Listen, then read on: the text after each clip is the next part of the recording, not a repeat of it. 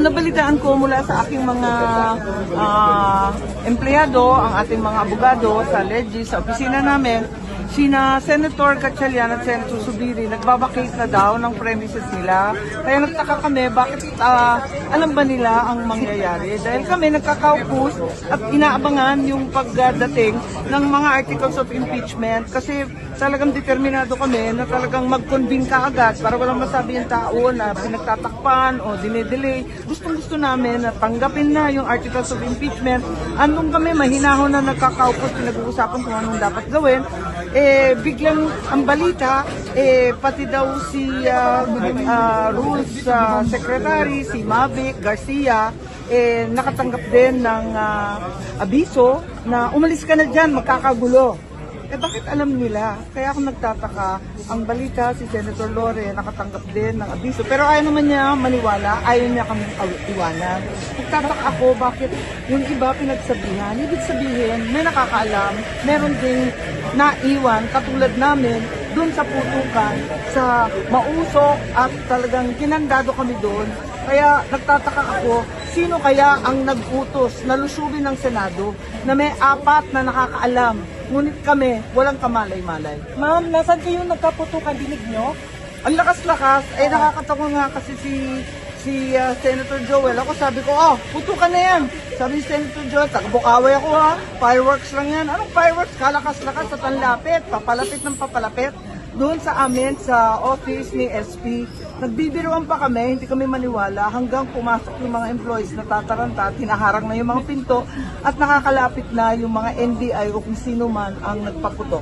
So talagang Senate siege ang dating, hindi ko maintindihan. Bakit naman isi-siege dito? Sa kagustuhan ba nila ito, maaresto si Senator Bato?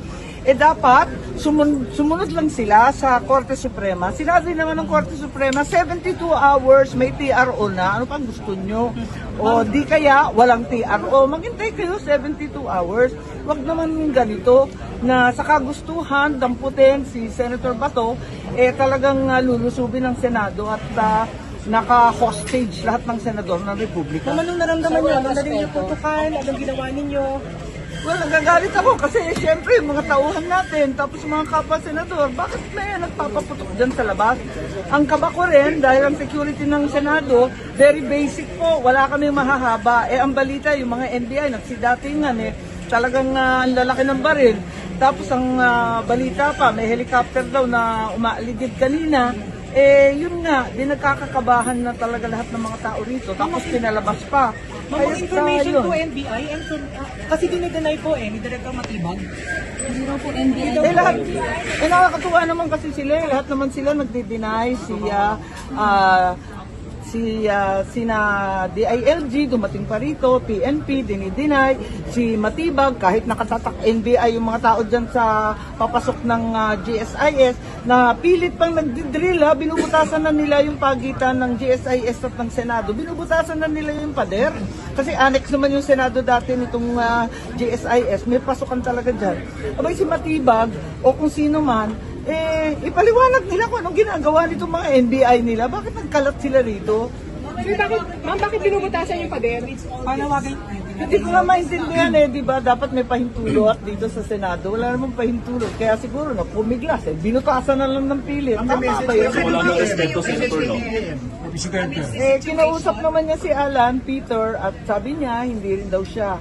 Lahat na lang sila, hindi sila ang nag-utos sa paglusob ng Senado. Kaya, ano ba ito? Flood control na ulit? Kakagulo pa rin kami rito kasi ang balita, may nahuli na isang NBI na CA, confidential agent, na binalikan yung kanyang tactical bag na siyang naiwan dito sa hagdan ng second floor kung saan nagmula yung putukan. Ngayon, yung tao na nahuli, pinangalanan yung NBI boss niya, si Attorney Bomediano ng NBI Transnational Crime. Kung sino man siya daw yung nag-order sa kanila na lusubin yung Senado at takipin si Senator Bato. Ano man ang mangyari, sino man ang masaktan. Kaya eto nga, Attorney Bomediano, kung sino ka man, sana ipaliwanag mo kung paano ito nangyari na sinugod, linusob ang Senado at nagkaputukan sa amin dito sa mga senador ng ating republika. Hindi ito dapat nangyayari sa Pilipinas, higit sa lahat sa institusyon ng Senado. Sige. Secretary of Interior will make a statement. Atras ha, naguto na kayo.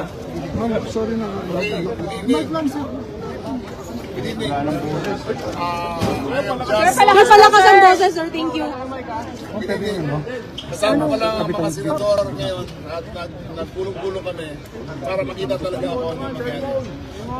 Ang chronology of events at approximately 7:46, armed men tried to enter through the second floor but were stopped by the OSA. They had firearms with them, but the OSA fired a warning shot. They retreated at the back and started firing indiscriminately into the air. Now, we do not have a definite count of how many people tried to enter the building. Number two, there are no casualties. None. No one was hit, no one is wounded, no one was killed. Number three, we are in the process of determining who is behind this. We have instructed the GSIS and the Senate building, the Senate staff to secure all CCTVs. Our mission here, the President sent me here, number one, to secure the senators. There is no politics at this time. In these times of turmoil, politics goes out the window. We all belong to one country and we all will lead one nation. The President has given strict instructions. Secure the senators, whoever they may be. Next, we are not here to arrest Senator De La Rosa. In fact, we are here to protect him. Let that be clear. I made that very clear to his family. I repeat, we do not know who is behind this, but we will find them. We have all the security footages, and I'm here with the Senate President to assure him that we are only doing this to secure them. What's the motive First and foremost, we thank God that everyone's safe. We'd like to thank the President, Secretary Teodoro, Secretary Remulla, who personally came here, Chief Ken Peter Datos is here. So as you know, last Monday, nag-request po tayo ng PNP just to make sure na yung investigation natin with NBI, that there will be no untoward incidents. So at around 6:45, 7 o'clock, some senators got warnings na umuwi na. At nagtataka kami what that meant. So sabi ko, please don't believe that because the last thing anyone wants is yung gulo. At around that time, we got information, about an hour before that, we got information, parating na dito yung articles of impeachment. So we decided to extend our focus and to mag-meeting na how we can prove by actions yung sinabi namin that this change in leadership is not about politics, it's not about impeachment. So at around that time na sinabi ni Sec. Remulla, we heard noises, akala ni Senator Villanueva, paputok, fireworks, and I even went to the window at pinagalitan nga ako ng sister ko dahil we don't do that. But after a few minutes, may paputok na naman, then we smelled and then I was already watching TV, hindi ko na ma-contact. And then tumawag yung OSA na, sir, confirm na may shooter, hanggang dun lang. By that time, tumawag na si Sec. Remulla that calm everyone down, but we're on the way, make sure na papasukin kami. So we agreed on a objective, comprehensive investigation. I expressed to the President, who was a senator before he became President, Sec. Remulla, that of course the safety of my colleagues is very important, but yung integrity din ng Senado, the building is more than a building. In fact, it's not even our building, it's GSIS, but it represents the democracy of our country. So I'd like to thank you, kayo din sa media, no? I know you're also confused, but you decided to stay. So in the next few days lang, make sure lang na hindi tayo mag-infiltrate until we get to the bottom of this. No? So the OSA and the PNP under the direction of myself and Sec. Remulla is now going floor by floor, and we'll do the same sa kabilang building. We won't say any more operational details, but we will try to make sure na safe. I'll be here tomorrow. That's if I go home tonight. No, I'll be here and we'll brief you further. No, so we'll stop there. Pasensya lang po kayo. We'll stop muna sa details. Mahirap po na iba-ibang magpa-interview. So I'm directing the staff, no, not to tell a lie, not to fold to tell the whole truth and to make sure nga that we cooperate with the PNP in their investigation. Who are the shooters and how many, sir? How many shooters, sir? How many? Again, okay, we still have to determine through CCTV footage kung sino o ilan talaga sila. Opo. So, we cannot answer that with any definitive test. Paano po nakapasok? Paano po nakapasok? Sir, Usa ay yung una nagpaputok warning shot. Warning shot, Usaha gave a warning shot, and in their retreat, they started firing into the air. That's as far as we know, okay? That is not conclusive. We still have to review the footages. We'll stop at the word suspect kasi pag nilabel namin yun, meron ng conclusion na rin yung iba. But We told Sec. Remulla kung sino ang suspect, kung ano suot, kung ano ang sinasabi nilang kung sino sila. But I'll Perceived stop there. NBI daw? Perceived NBI, sir? We'll not confirm. No questions, sir.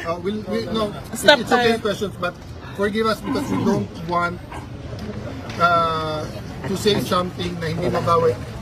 If government did this to government, we are in trouble. And I want, there's a presumption of regularity na hindi to gagawin ng kahit anong agency sa atin. Having said that, from the President down to the secretaries, ilan na rin silang tumawag, assures us na magiging independent at no holds barred yung investigation. Perceived NBI po ba yung nakapasok? Perceived NBI ba, sir? Please do not ask questions that are leading. Pero sabi po kasi ni Secretary Mendoza, sir, Do Secdong. not ask questions that are How about leading. Sen Bato? Please do not ask Senator Bato de la Rosa, how is he, sir? Nagbibigyan na lang sila ng details. Senator De La Rosa has been informed that we are doing a sweep of the building. He has informed us that he wants to rest in his chambers. He is safe. He is with his security personnel. He has been informed of our activities. We have assured him that there is no warrant of arrest to be served. Okay?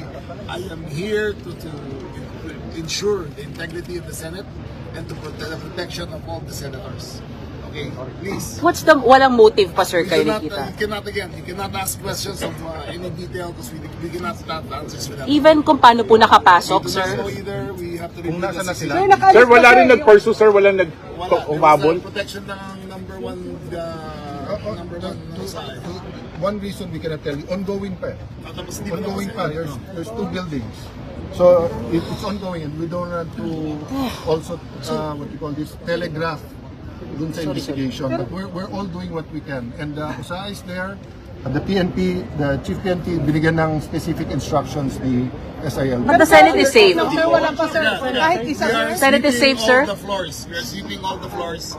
We have asked those non-essential personnel to leave, and we will investigate each and every person in that are not essential here. May pasok po ang Senado bukas? So far, yes. I'll decide mamaya. But so far, kasi nga dumating yung articles of impeachment at may meeting nga coordination ang lahat ng heads.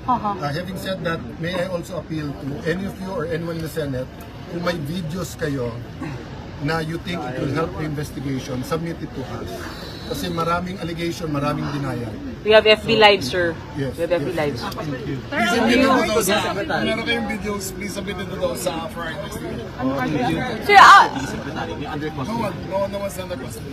Pero persons of interest meron. Wala pa rin.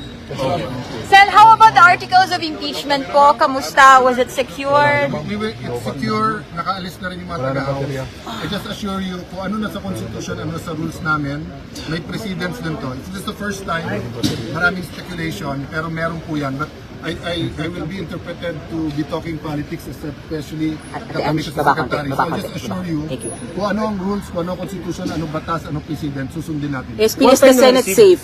Is the Senate safe as of now? We're making sure that is now, but I can tell you, especially for me, that I feel na cargo ko yung lahat ng empleyado at lahat ng mga senador, lalo po yung walang kamalay-malay dito. It was, you know, I don't know how to describe, you know, and at first, you know, if you get a call from me at this point in time, you wouldn't know that's an emergency. That's why I had to do it in Facebook. So categorical safe na ang Senado? Hindi namin masabi kasi I mean, it's secure. It's secure.